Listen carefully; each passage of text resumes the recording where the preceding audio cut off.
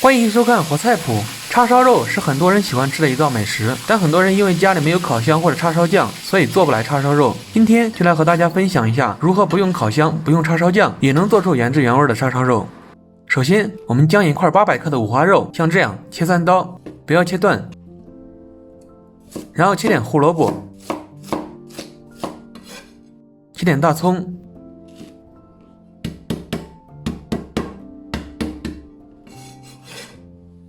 拍2粒大蒜，来1朵八角，来1块生姜，蚝油10克，老抽10毫升，抓匀。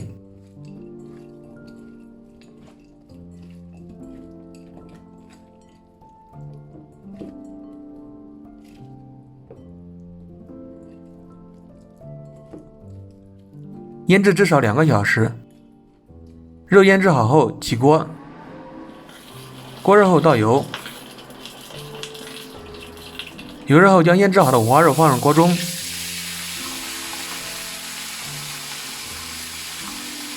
腌至每个面都金黄。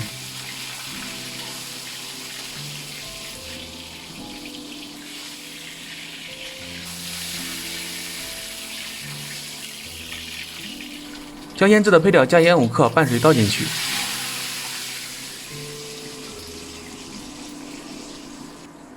然后再倒入半碗红乳，中火熬至汤汁浓稠。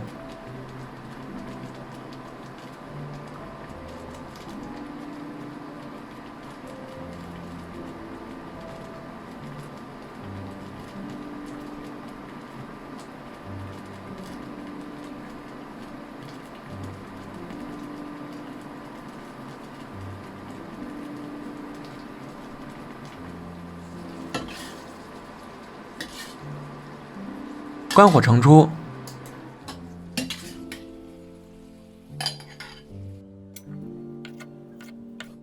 再把叉烧肉切成片儿，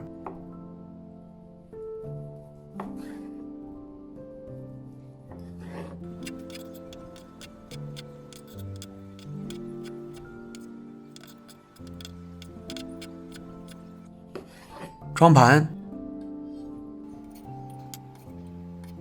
不用烤箱、不用叉烧酱就能做的叉烧肉就做好了，放一片香叶点缀一下。